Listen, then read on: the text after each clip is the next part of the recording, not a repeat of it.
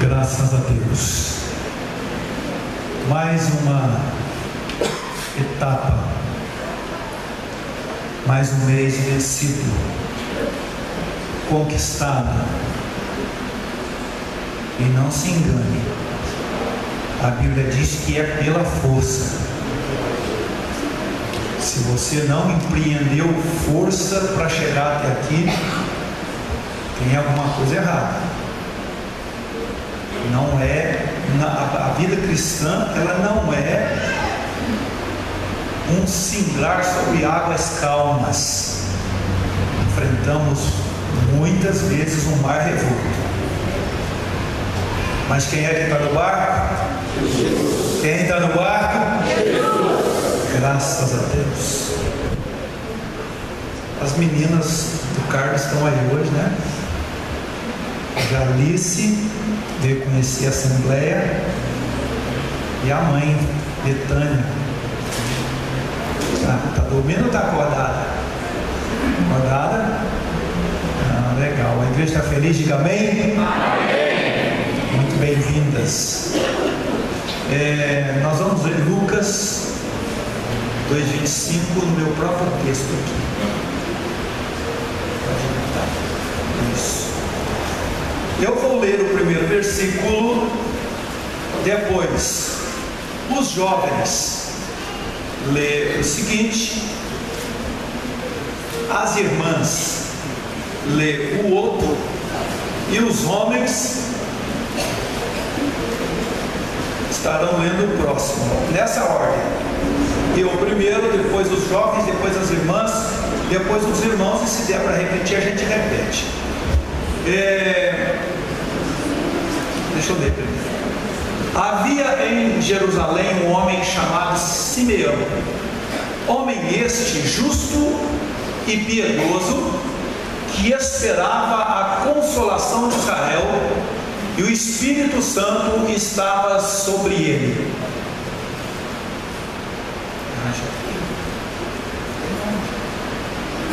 Jovens, revelar o Espírito Santo que não passaria pela morte antes de ver Cristo do Senhor. Irmãs, movido pelo Espírito, foi ao templo, e quando os pais trouxeram o menino Jesus para fazerem com ele o que a lei ordenava. Agora os homens, mas mostrem para os jovens e para as irmãs como é que se lê um versículo. Homens, por favor. Simeão. Aí não tem jeito, né? Vai lá, os homens, 1, 2 e... Simeão colocou os braços e louvou a Deus, dizendo: Vai, jovens. Agora, Senhor, pode repetir em paz a Deus servo, segundo a tua palavra. Irmãs, Porque os teus olhos já viram a tua salvação. irmãos, havia uma profetisa chamada Ana, filha de Fanuel, da tribo de Aser, avançada em dias, que vivera com seu marido 7 anos desde que se casaram, jovens, e que era viúva por 84 anos. Essa não deixava o templo, mas adorava noite e dia em jejuns e orações. irmãs, E chegando naquela hora, dava graças a Deus e falava a respeito do menino a todos os que esperavam a redenção de Jerusalém. amém. Glória a Deus. Olha, irmãos, isso que eu vou partilhar com os irmãos hoje não é necessariamente uma pregação, não é um estudo bíblico, é um documentário. Eu disse para os irmãos um tempo atrás que faria isso. Me deu muito trabalho para condensar isso, para enxugar isso de uma matéria de 3 ou 4 páginas de uma revista e para condensar e trazer em slide para nós aqui. Então, para que eu não me empolgue falando muito, eu vou pedir a participação de todo mundo. De que jeito? A Gabi, ela vai ler os textos para mim, e a igreja vai ler os versículos quando eles aparecerem. Então a igreja uníssona, todo mundo olhando para o telão, vai ler forte, convicto, tá? Mas as leituras de textos, a Gabriela vai nos socorrer lendo. Eu vou tentar fazer pouco comentário, é apenas por conta da importância que o assunto tem, tá? O tema é o seguinte: é importante frequentar assiduamente a igreja? É uma pergunta.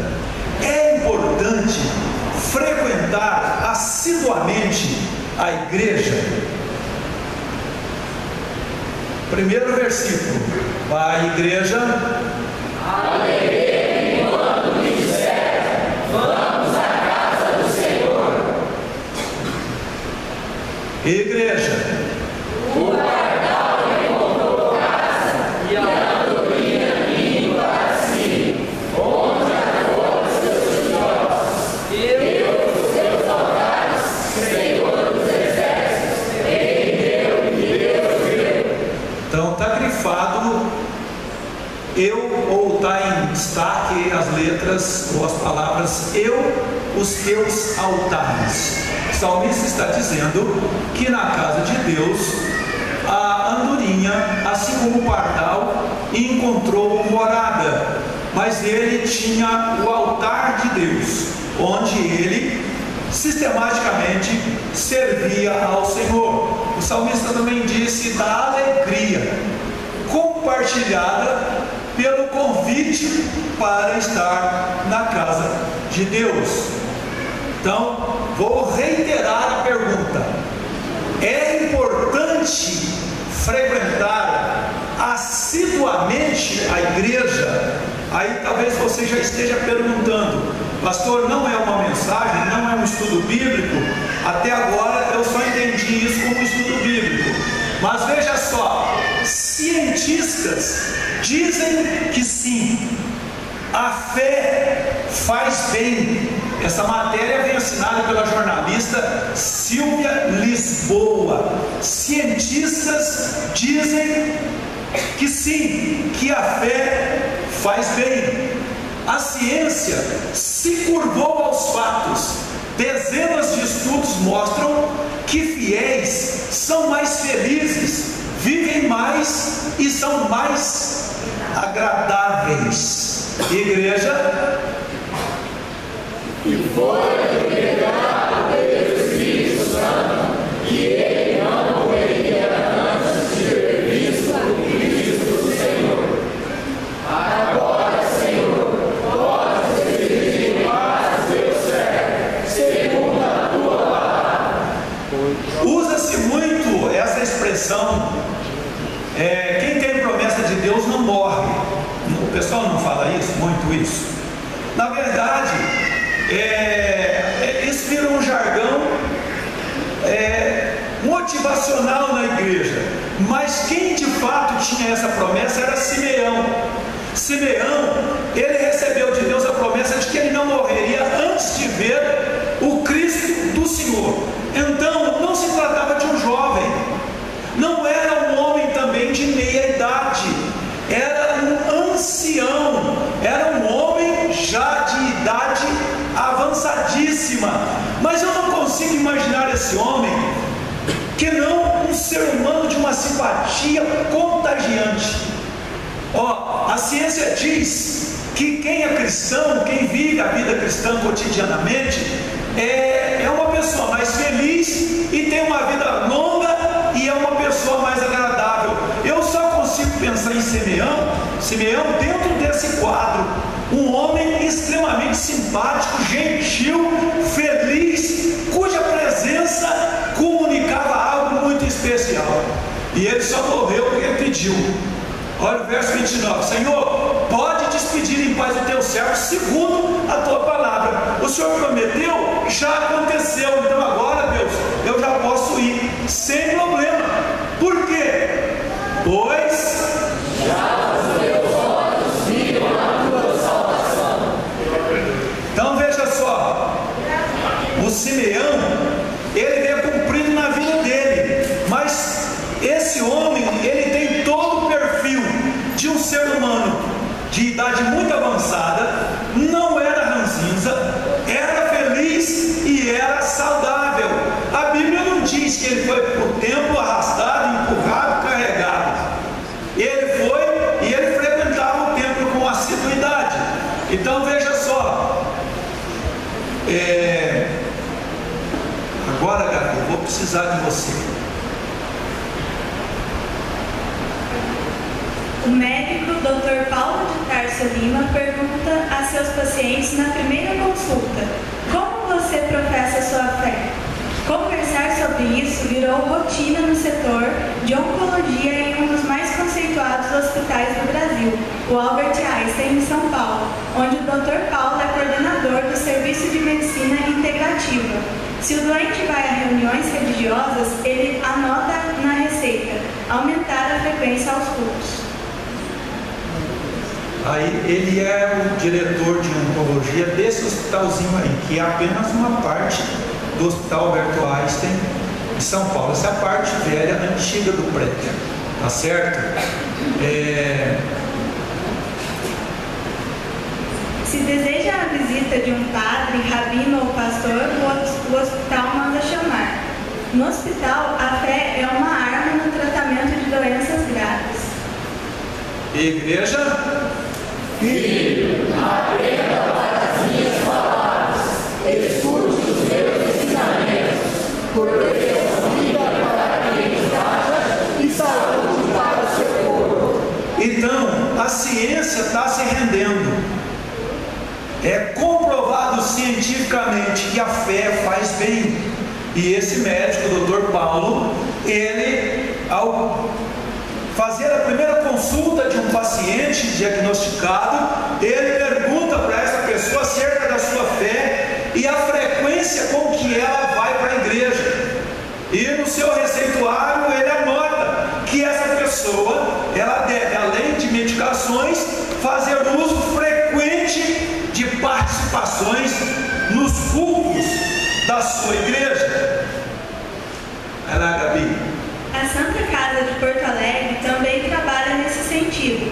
O hospital está realizando uma pesquisa inédita em parceria com a Universidade Duke, nos Estados Unidos, para mensurar os benefícios biológicos da fé. Então veja só, pode continuar. O objetivo é descobrir se os pacientes espiritualizados submetidos à cirurgia de ponte de safena têm menos inflamações no pós-operatório, hipótese já levantada por outros estudos. Existe um marcador de inflamação que parece apresentar menores níveis em religiosos, explica o cardiologista Dr. Mauro Pontes, que coordena no Centro de Pesquisa do Hospital São Francisco, um dos 7 hospitais do Complexo Santa Casa da capital gaúcha. Igreja? O coração alegre serve de bom remédio, mas o espírito abatido virá secar os ossos. Olha só, quanto mais fé você tem, quanto mais exercício de vida cristã você tem, mais você tem resistência a infecções. Um pós-operatório em você, ele é menos custoso, trabalhoso do que em pessoas comuns. Vai um amém isso ou não? Amém. Aleluia. Continua, Gabi. As principais faculdades de medicina americanas dedicam uma disciplina exclusiva ao assunto. E na última década, estudos mostrou que os benefícios da fé à saúde têm embasamento científico. Fiéis vivem mais e são mais felizes que a média da população. Após o diagnóstico diagnóstico de uma doença apresentam níveis menores de estresse e menos inflamações.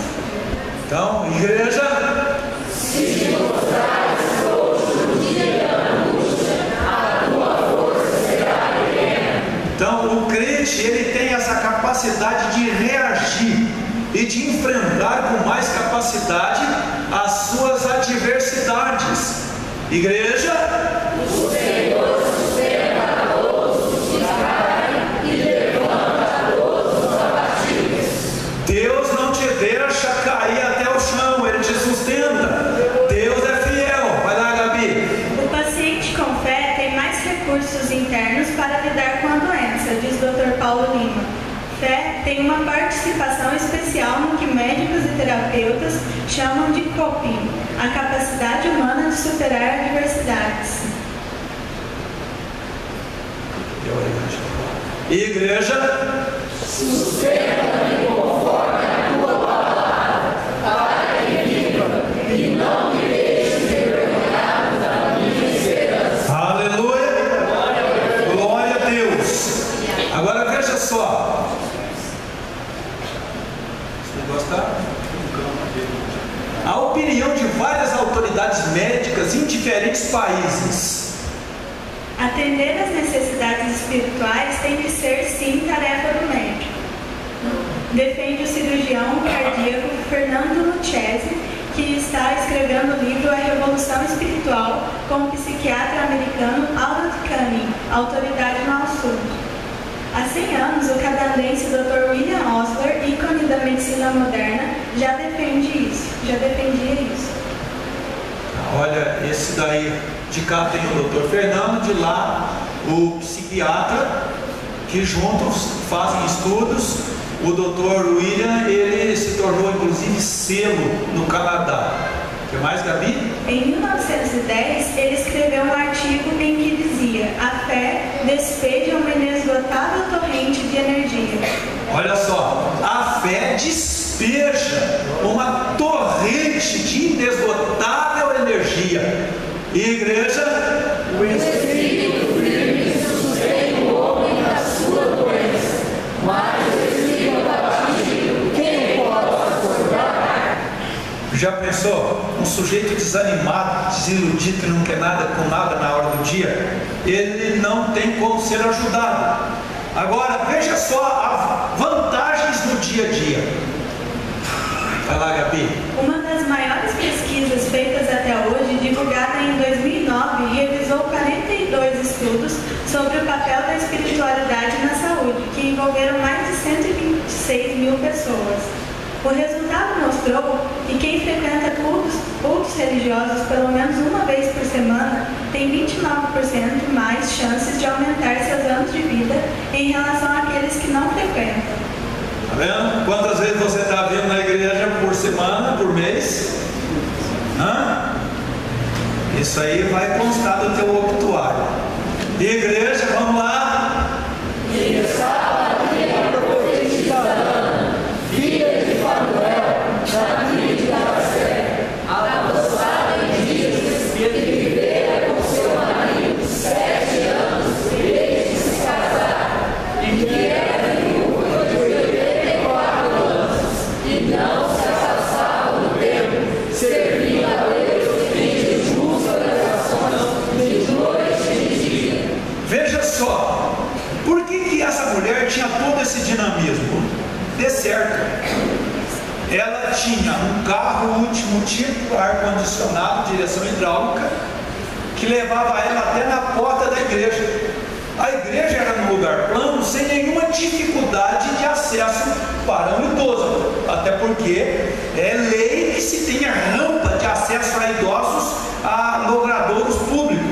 Então, por isso essa mulher, viúva avançada em dias, outros sim, a medicina muito avançada, de 2000 anos atrás, lhe possibilitava uma vida extraordinariamente benéfica, acompanhada dioturnamente por agora eu perdi o discurso porque eu não vou lembrar o nome de quem faz, geriatra, não é? Assistida diariamente por um geriatra que lhe passava vitamina balanceada. Lógico que essa mulher chegou a 84 anos, isso é bom.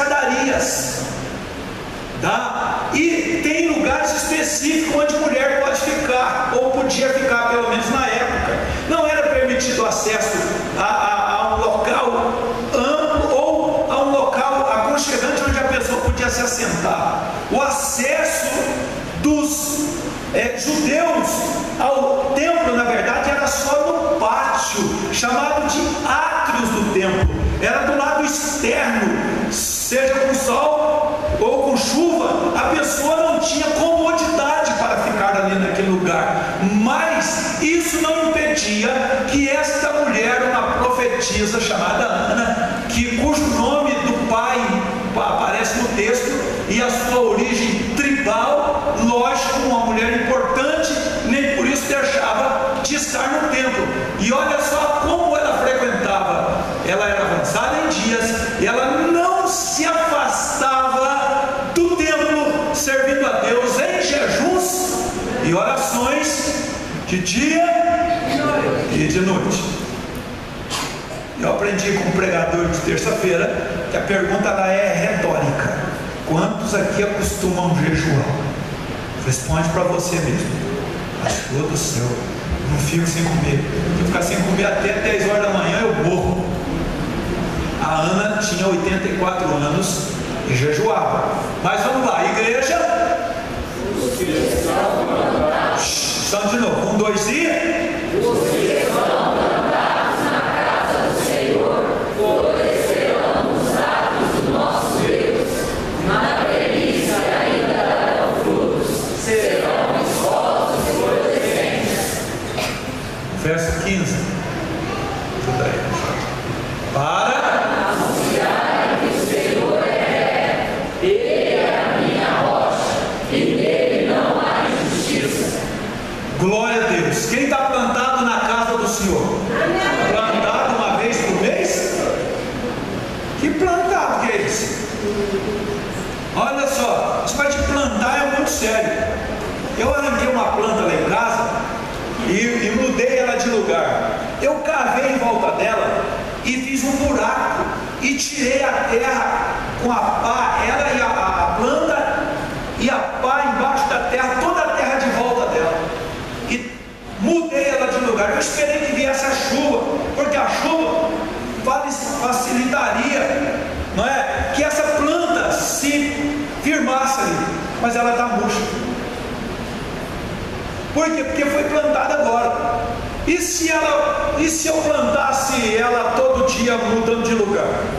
E se ela não tivesse estabilidade? E se ela não tiver, ela vai morrer, acho que meio de qualquer jeito. Mas veja só, é importante estar plantado.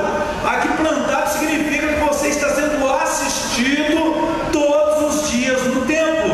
Agora veja só, especialistas em desespero de causa alegam que não tem nada a ver com Deus, é uma questão comportamental. Vai lá, Gabi. Não é intervenção divina, é comportamento. Os entrevistados que são religiosos apresentaram um comprometimento maior com a própria saúde. Iam mais ao dentista, tomavam direitinho remédios prescritos, bebiam e fumavam menos. A pesquisa confirmou ainda os dados de um estudo populacional feito em 2001 pelo Centro Nacional de Adição e Abuso de Drogas dos Estados Unidos. Adultos que não consideram religião importante em suas vidas consomem muito mais álcool e drogas do que os que acham os credos relevantes. Então veja só, alguns especialistas céticos, eles acham que não tem nada a ver com espiritualidade, não tem nada a ver com o divino aí, é uma questão comportamental. Qualquer pessoa aí fora que não acredita nas mesmas coisas que nós, mas se ela adotar o mesmo comportamento que nós, difícil, hein? É muito difícil. Elas terão os mesmos benefícios, mas eu vou mostrar para vocês mais adiante que aqueles especialistas que são de origem cristã, eles discordam disso. Eles entendem que a fé, ela tem algo diferenciado. Vamos lá, igreja.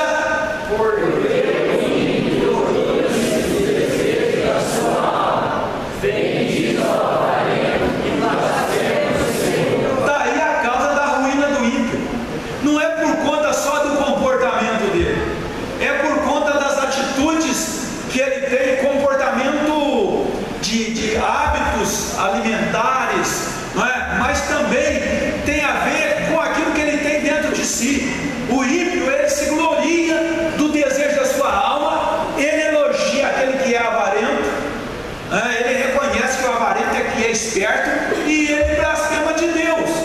Então veja lá, 1, 2 e...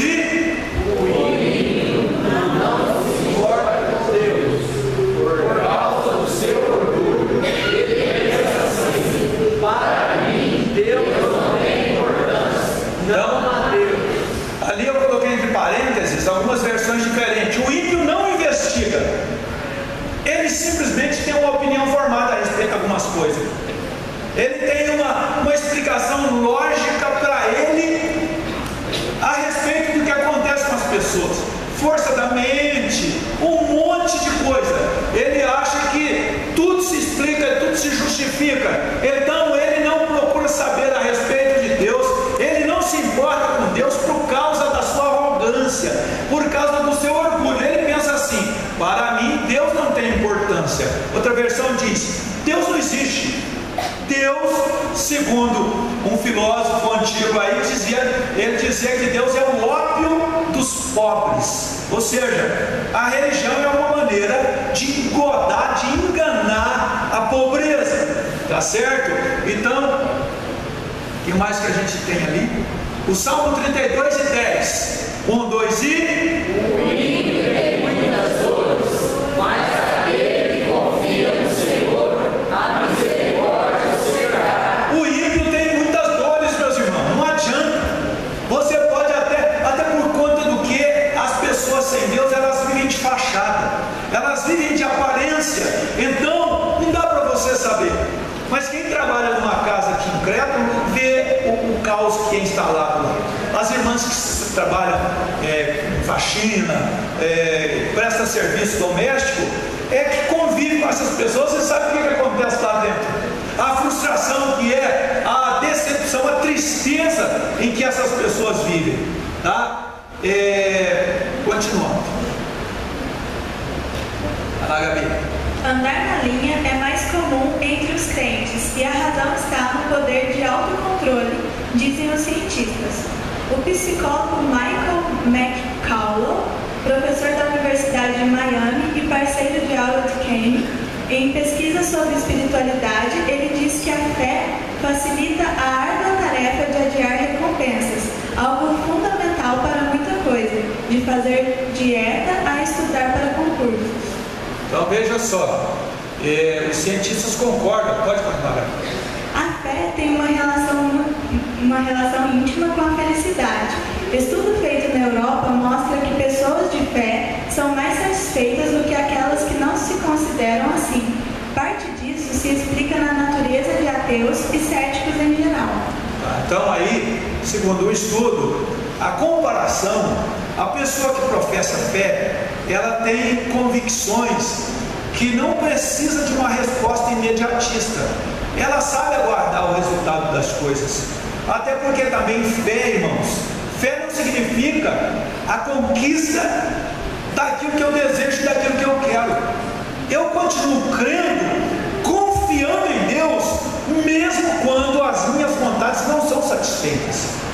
Porque quando Deus satisfaz todos os meus caprichos, isso não significa que eu tenho muita fé de realizar coisas. Mas fé, do ponto de vista lá de Hebreus, também tem a ver com a minha permanência em Deus, mesmo quando a única coisa que me sobra é crer nele, mesmo quando tudo falha, e só sobre a minha convicção de que Deus é fiel, de que Deus é maior. É isso que é fé, e é isso que é importante as pessoas entenderem.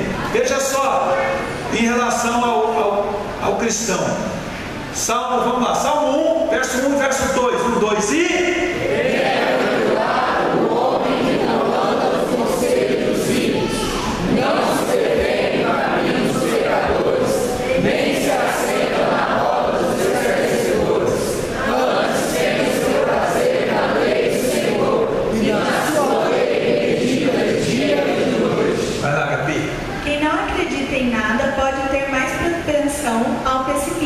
ao pessimismo, sem crer em algo divino que mude as coisas. Porém, a certeza de uma recompensa divina muda a vida das pessoas, e não é questão somente de otimismo. Veja só, o Salmo 19, verso 11. Senhor, os teus ensinamentos são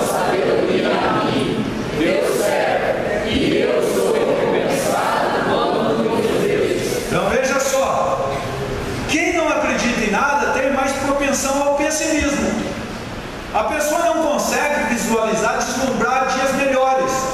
Vislumbrar dias melhores, sem crer em algo divino que mude as coisas, né? Porém a certeza de uma recompensa divina muda a vida das pessoas.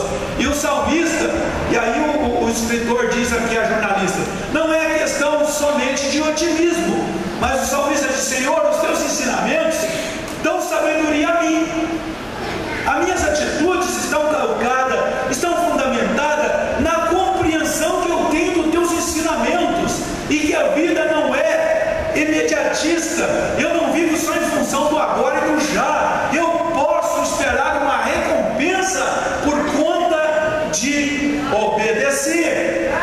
Glória a Deus. Vamos lá, Gabi. Religiões estimulam algo essencial para o ser humano, o espírito de comunidade. Devotos normalmente não estão sozinhos, o que ajuda nos problemas da vida. Igreja. Quem não gosta de estar com os outros, só para realizar as igrejas e rejeita todos os bons conselhos. A pessoa isolada, quando ela tem problema, é muito complicado.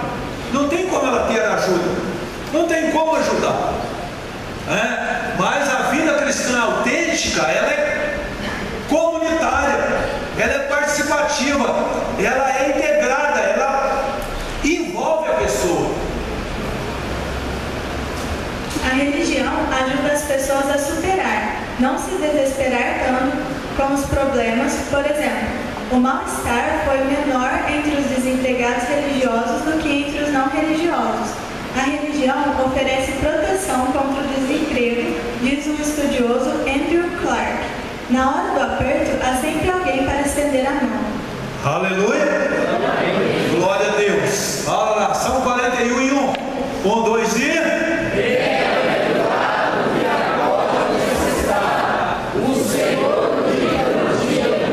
Deus vai usar alguém também para socorrer você. Quando você participa, assistindo, ajudando a pessoa, estendendo a mão para alguém, quando você também precisar, você também será assistido. Outra pesquisa feita pela Universidade de Michigan, Estados Unidos, comparou a assistência recebida por idosos, a oferecida pelas igrejas e a proporcionada por serviços sociais estatais. A discrepância a favor do suporte religioso foi tão significativa que o autor do estudo, o gerontologista Neil Krause, que crê que há algo único nesse tipo de apoio. Não tem outra explicação para isso que não a ação de Deus, não é? A integração amorosa, generosa, bondosa de uma assistência cristã não se compara a um serviço meramente social, governamental. Basta para isso a gente ver como as pessoas se comportam em relação a crianças abandonadas, por exemplo. Um dia desses, conversando com alguém que trabalha nessa área, a própria pessoa que é cristã falou do despreparo das pessoas não cristãs para lidar com as crianças. Se tem um trejeito, já acusa logo a pessoa de que ela tem tendências. Se ela é meio ríspida, já... A pessoa não tem um tato, uma percepção humanitária para tratar com as pessoas. Então, versículo 9 do Salmo 71, vai na igreja, 1, 2 e... Não me deixeis na minha velhice, quando me faltarem as forças. Não me desampares. Quem quer ser assistido por Deus aí na sua velhice, glória a Deus. Veja só, isso eu achei muito interessante, porque os especialistas achou intrigante. Até mesmo os ateus são afetados pela solidariedade oferecida pelos crentes. Olha que coisa legal isso, vai lá, Gabi. Um estudo feito por Clark investigou o efeito da religiosidade sobre o bem-estar de uma comunidade. A descoberta foi intrigante. As pessoas sem religião de regiões de maioria ateia são menos felizes do que aquelas sem religião de áreas onde a maior parte da população professa uma fé. Isso não é nada bom para os ateus. Eles parecem menos felizes e também fazem os outros menos felizes. A explicação para isso pode estar na compaixão compaixão incentivada pelas religiões. Isso aí é muito tocante. Então, uma comunidade onde as pessoas, na sua maioria massacrante, são ateias, elas são prejudiciais umas às outras, elas afetam negativamente umas às outras. Então, uma pessoa infeliz faz a outra muito mais infeliz ainda. Só que o ateu inserido num contexto onde há uma maioria de cristãos, a postura cristã, o amor cristão é exercido, praticado, vivenciado naquela comunidade, faz com que aquele indivíduo seja uma pessoa menos infeliz do que ele seria se morasse entre apenas e tão somente incrédulos. Isso, irmãos, é poderoso, é um negócio tremendo. Ser crente é bom demais da conta. Aleluia! A explicação para isso pode estar na compaixão incentivada pelas religiões. Vamos lá.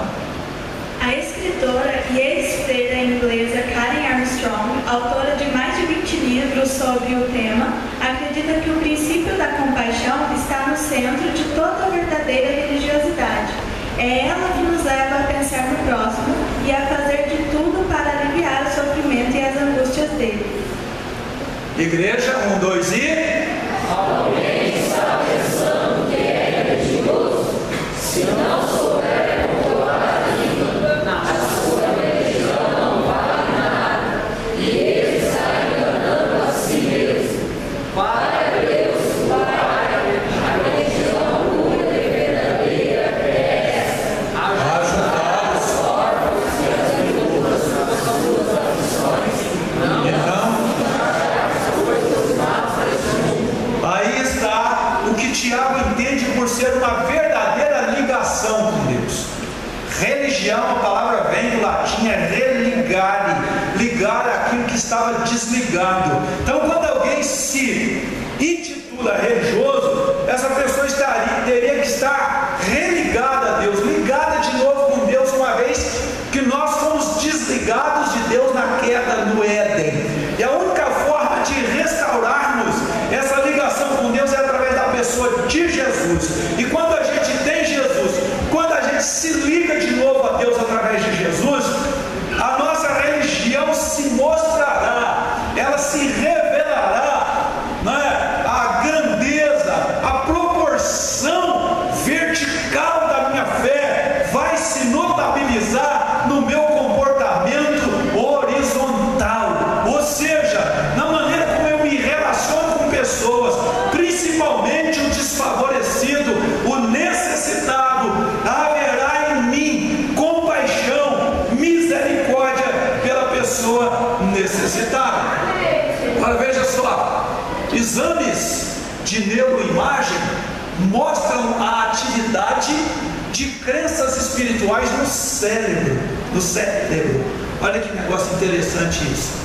Um time de cientistas liderado por Andrew Milberg, professor da Universidade da Pensilvânia, nos Estados Unidos, e autor do livro How God Changes Your Brain, Como Deus Muda o Seu Cérebro, sem edição no Brasil, demonstrou que Deus é parte da nossa consciência. São alterados. A ciência não pode provar que Deus existe, mas consegue medir os efeitos da crença no cérebro das pessoas. Não é interessante isso? Isso não é poderoso, gente? Meu Deus do céu! Vamos lá, gente. 1, 2 e... Seja agradáveis as palavras da minha boca e a meditação do meu coração perante a tua face, Senhor. rocha minha, libertador meu. Deus, eu quero te agradar com meus pensamentos. Eu quero pensar em ti. Eu quero ter o meu pensamento voltado para ti. Salmo 139, verso 2 e depois o verso 23. 1, 2 e... Sabes Quando me assento e quando me levanto, de longe penetras os meus pensamentos. Sonda-me, ó Deus, e conhece o meu coração. Prova-me e conhece os meus pensamentos. Amém? Sonda-me,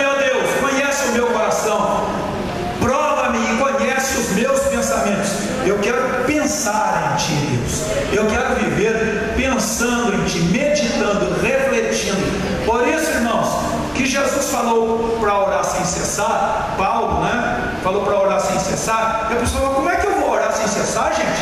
Não posso ficar de joelho, não é toda hora que eu posso me ajoelhar, não pensando. Oração é diálogo com Deus, na sua simplicidade. Como é que o Luiz Sérgio falou que as pessoas oram em público? Como é que é a oração? Excelentíssimo Deus, magnificente, poderoso, excelso, Senhor de toda a glória, tal. Você tem que orar do jeito que você ora, conversando. Deus, olha que piapo que eu estou, Senhor. Meu Deus, que draga, meu Senhor. Que coisa ruim que dá. Eu tenho que mudar, Senhor. Deus, muda minha mente, muda minha cabeça, muda meu sentimento. Trabalha em mim, Senhor. Eu quero largar de hipocrisia, de vida fingida. Eu quero melhorar a minha conduta, Senhor. Glória a Deus.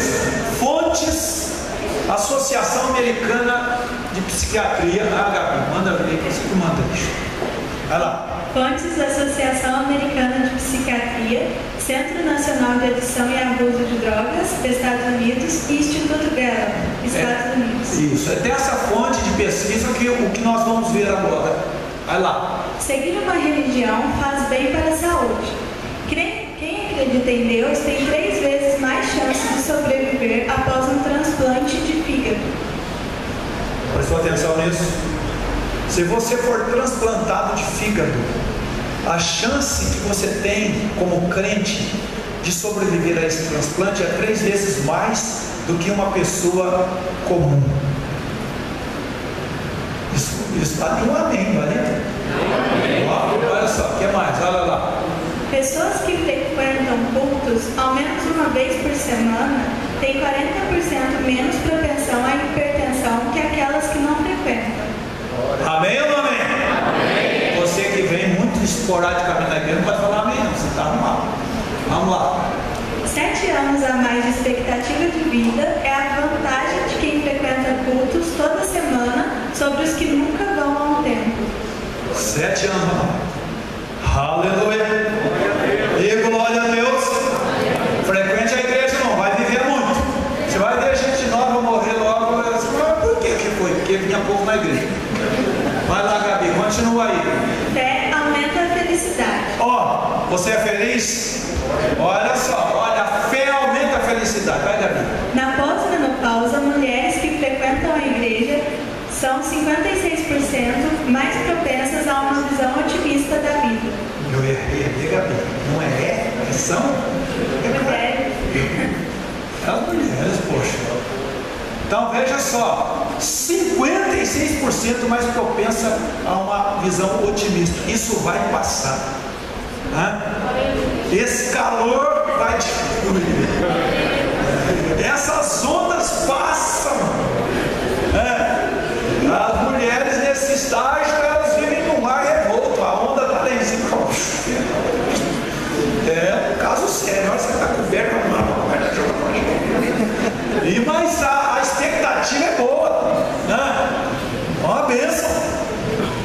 Continuemos. O que deu ela, tia?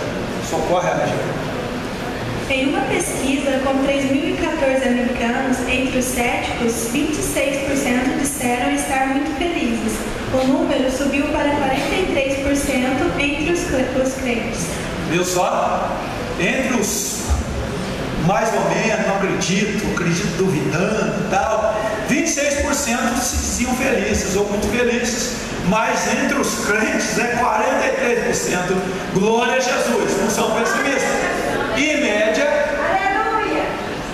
Em média, indivíduos com fé têm uma tendência 3 vezes maior a ver o lado bom das coisas. Sempre acha um jeito bom. Como é que é a história do copo? Um copo por meio de água, um copo meio vazio ou meio cheio? Quem é otimista vê o copo como? Meio cheio, não vê vazio. Tá? Então vamos lá. Pessoas que consideram sua saúde excelente. Ateus, 25%. Membros de igrejas, 40%. Aleluia! Religiosos são 2 a 3 vezes mais propensos convertidos a participar ativamente da vida pública. Isso aí. Não é participar da vida pública candidato, não. Porque é crente é candidato. Não, participa porque vota, porque opina, porque participa de pesquisa, emite a opinião, faz alguma coisa para contribuir, para cooperar para o bem-estar da comunidade. Quem pensa em Deus tende a fazer 2 vezes mais doações em dinheiro. Quem pensa em Deus, porque quem pensa não pode servir a 2 senhores. O mamon, se você só pensar no mamon, você não doa nada para ninguém. Mas se você pensar em Deus, você usa o dinheiro para servir a Deus e para servir as pessoas. Quem considera o casamento sagrado é 42% mais feliz. Tem gente aqui não? Tem gente aqui, deixa eu ver. Quem considera o casamento sagrado, não, estou pensando em largar a semana que vem. Deus, eu já estou de olho no outro aí, estou só esperando acabar. Não, senhor, meu irmão. 42% mais felizes. 1, 2 e... Quem frequenta a igreja faz 2,5 vezes mais trabalhos voluntários que aqueles que não vão. Quem vai para a igreja tem essa disposição de ajudar, né? Sem querer nada em troca. Eu só vou se pagar. Está pagando quanto? Vai render quanto? Né? Só faz em troca da renda. Renda financeira mensal de famílias religiosas é maior. Ó, essa aí eu teria que ler de novo. Eu quero que toda a igreja leia essa, porque essa é muito boa. Olha só isso. Vai lá, 1, 2 e... Renda financeira mensal de famílias religiosas é maior. Glória a Deus. Meu irmão, o dinheiro do crente é igual borracha, ele estica. Aleluia! O dinheiro do crente vende, é um espetáculo esse negócio. Vamos lá. Pessoas religiosas ficam mais afastadas de problemas. Crentes têm 85% menos chances de se tornar fumantes do que ateus. 47% menos risco de suicídio tem aqueles que seguem uma religião. Adultos que não acham religião importante consomem 50% mais álcool, têm 3 vezes mais bebedeiras. As reuniões de família, né? Usam de 4 a 6 vezes mais drogas ilícitas. Então, ali já falando de religião pura e simplesmente. Agora, se isso for uma pesquisa feita com cristãos autênticos, isso muda radicalmente. Olha lá, o índice de suicídio é 47%. Quer ver aqui? Quem aqui teria coragem de fazer eutanásia? Deixa eu ver. Quem teria coragem de se matar aqui? Isso não tem, não tem chance. Não tem chance. Crente. Não tem negócio não, meu. Crente quer mais é viver mesmo. Se Jesus quiser levar, amém. Mas do contrário, glória a Deus. Aqui tá bom, Senhor. Deixa eu fazer mais, deixa eu servir mais. Tá? Agora, lógico, numa festa de não crentes, há consumo 3 vezes, 50% mais de álcool. Festa de crente, não tem álcool nenhum. A não ser um crente bobo que casa, que faz festa por causa dos parentes ímpios e ele compra bebida para os bananas lá beber. Não, meu irmão, manda o cara beber lá no boteco, se ele vir bêbado não entra. Cai fora. É por aí, vamos lá.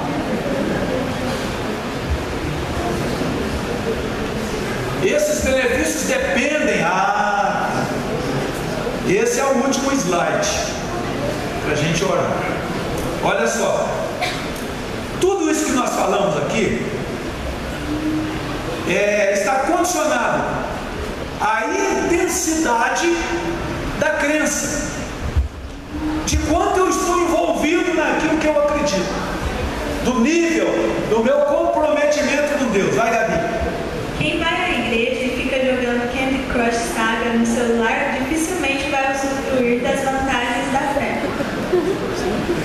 Está no culto, o infeliz está lá no celular. Um dia desses aqui, meus irmãos, e os diáconos têm que ver isso. Um dia desses no culto aqui, tinha 2 pessoas ali, uma fazendo assim.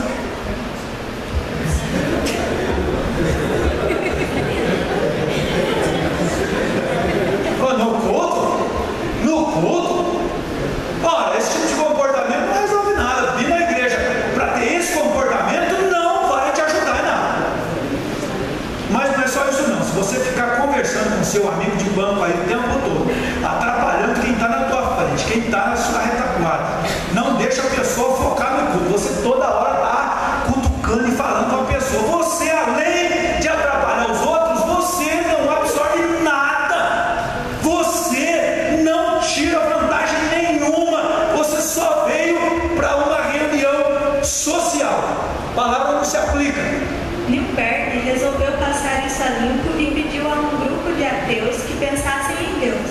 Nenhuma mudança significativa ocorreu. Para eles não fazia o menor sentido. Percebeu? Quando o culto para você não tem sentido nenhum, você está igual ateu. Entra e sai do culto sem refletir nada, sem abrir o coração para Deus, sem fazer uma oração sincera diante de Deus. O culto não resolveu nada. Fica de pé.